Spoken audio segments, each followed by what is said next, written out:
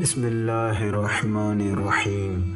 5 عورتوں کو نیند نہیں آتی۔ حضرت محمد صلی اللہ علیہ وسلم کے فرمان کے مطابق ان 5 عورتوں کو رات کو نیند نہیں آتی۔ ناظرین، کیا آپ کو رات کو سوتے وقت اکثر کروٹیں بدلنا پڑتی ہیں؟ تو اس کی وجہ جو بھی ہو، مگر اس کا نتیجہ جلد موت کی شکل میں بھی نکل سکتا ہے۔ یہ بات برطانیہ میں ہونے والی ایک طبی تحقیق میں سامنے آئی ہے۔ ایک یونیورسٹی کی تحقیق میں بتایا گیا کہ جن افراد کو رات کو نیند نہیں آتی یا آدھی رات کو جاگ جاتے ہیں، ان میں جلد موت کا خطرہ بہت زیادہ ہوتا ہے۔ اس تحقیق میں 5 لاکھ درمیانی عمر کے افراد کو شامل کیا گیا تھا اور دریافت کیا گیا کہ نیند کے مسائل سے 2-4 افراد، بالخصوص زیادتی اس کے مریضوں میں، اس کے نتیجے میں کسی بھی وجہ سے موت کا خطرہ 87% تک بڑھ جاتا ہے۔ ان کا کہنا تھا کہ یہ ہم پہلے سے ہی جانتے ہیں کہ نیند کی کمی اور خراب صحت کے درمیان مضبوطی تعلق موجود ہے، مگر نئے نتائج چونکا دینے والے ہیں۔ انہوں نے کہا کہ ڈاکٹروں کو نیند کے مسائل کو بہت سنجیدہ لینا چاہیے تاکہ ان میں خطرے کو کم کیا جا سکے۔ ان کا کہنا تھا کہ زیادتی سے ویسے ہی مختلف امراض سے موت کا خطرہ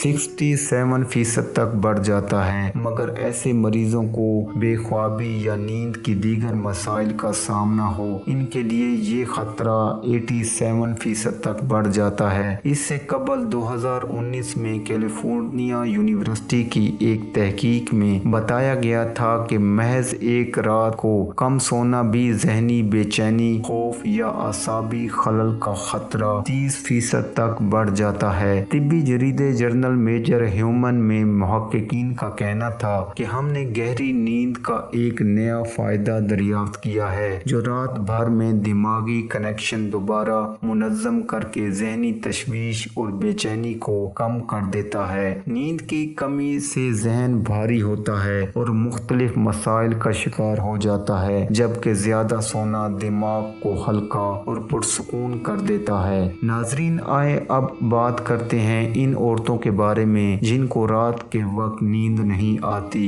حضرت محمد صلی اللہ علیہ وسلم کے فرمان کے مطابق 5 عورتوں کو نیند نہیں آتی۔ وہ 5 عورتیں کون سی ہیں؟ نمبر 1، جو کسی کے قتل کا ارادہ کرتی ہو۔ قرآن پاک میں ارشاد ہے کہ جو شخص کسی مسلمان کو جان بوجھ کر قتل کرے تو اس کی سزا جہنم ہے، جس میں وہ ہمیشہ رہے گا، اور اللہ تعالیٰ اس پر عذاب نازل کرے گا اور لعنت بھیجے گا، اور اللہ نے اس کے لیے بڑا عذاب تیار کر رکھا ہے۔ اسی وجہ سے ہم نے بنی اسرائیل کو یہ پیغام لکھ دیا تھا کہ جو کوئی کسی کو قتل کرے جبکہ یہ قتل نہ کسی اور جان کا بدلہ لینے کے لیے ہو اور نہ کسی کی زمین میں فساد پھیلانے کی وجہ سے ہو، تو یہ ایسا ہے جیسے اس نے تمام انسانوں کو قتل کر دیا، اور جو شخص کسی کی جان بچا لے تو یہ ایسا ہے جیسے اس نے تمام انسانوں کی جان بچا لی۔ مطلب یہ کہ ایک شخص کے خلاف قتل کا یہ جرم پوری انسانیت کے خلاف جرم ہے، کیونکہ کوئی شخص قتل ناحق کا ارتکاب اسی وقت کرتا ہے جب اس کے دل سے انسان کی حرمت کا احساس مٹ جائے گا اور پوری انسانیت اس کے مجرمانہ ذہنیت کی ضد میں رہے گی۔ لہٰذا قتل ناحق کا ارتکاب چاہے کسی کے خلاف کیا گیا ہو اور چاہے وہ مرد ہو یا عورت، تمام انسانوں کو یہ سمجھنا چاہیے کہ یہ جرم ہم سب کے خلاف کیا گیا ہے۔ نمبر 2، جس کے پاس مال و دولت ہو اور اسے کسی پر بھروسہ نہ ہو۔ ناظرین، اکثر عورتوں میں یہ بخیل پن پایا جاتا ہے کہ وہ یا تو ہر کسی پر بھروسہ کر لیتی ہیں اور بے وقوف بن جاتی ہیں، لیکن جب اسے کہیں پر بھروسہ کرنا بھی پڑ جائے تو وہاں بھی اپنی ناسمجھی کا مظاہرہ کرتی ہیں۔ ناظرین، مرد ہو یا عورت، تاریخ کے ہر دور میں ایک سے بڑھ کر ایک دولت مند زمین پر نمودار ہوا اور گردش ماہ و سال کے بعد مٹی کا ڈھیر بن گیا۔ اس کے باوجود حضرت انسان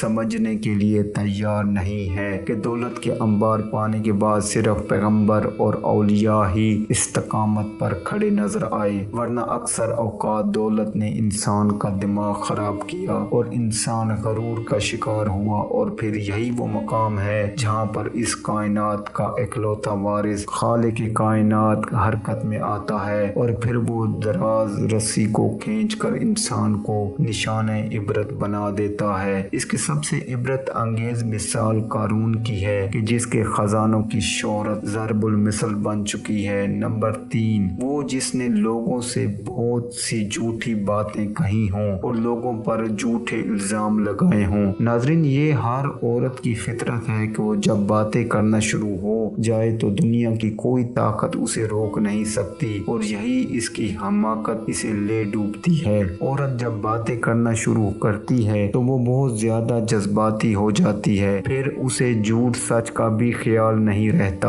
اور پھر یہی چیز اس کی رات کی نیندیں حرام کر دیتی ہے۔ جس نے کسی مسلمان کو ذلیل کرنے کی غرض سے اس پر الزام عائد کیا تو اللہ تعالیٰ جہنم کے پل پر اسے روک لے گا، اور یہاں تک کہ اپنے کہنے کے مطابق عذاب پالے۔ جو کسی مسلمان پر ایسی چیز کا الزام لگایا جس کے بارے میں وہ خود بھی جانتا نہ ہو تو اللہ تعالیٰ اسے جہنمیوں کے خون اور پیپ جمع ہونے کے مقام میں اس وقت تک رکھے گا جب تک کہ اپنے الزام کے مطابق عذاب نہ پالے۔ نمبر 4، وہ جس کی ذمہ داری زیادہ ہو لیکن اس کے پاس دینے کے لیے کچھ نہ ہو۔ کائنات کی تلخ ترین اور شفاف حقیقت بھوک ہے۔ بھوک بڑی بدذات ہے۔ انسان، چرند پرند اور ہر ذی روح مخلوق اپنی بھوک کے سامنے بے بس ہو جاتی ہے۔ یہی وجہ ہے کہ موجودہ حالات کے پیش نظر غربت، بے سہارا لوگوں کے سامنے بھوک ایک بڑا مسئلہ بن کھڑی ہوگی۔ بحیثیت مسلمان ہمارے اوپر یہ فرض ہے کہ ہم اپنے ارد گرد رہنے والے غرباء اور مساکین کی مدد کریں، جو اللہ تعالیٰ کے ہاں سب سے زیادہ پسندیدہ عمل ہے۔ ایک حدیث میں آپ صلی اللہ علیہ وسلم نے فرمایا، یہ افضل عمل ہے کہ تم اپنے مومن بھائی کو خوش پہنچاؤ، یا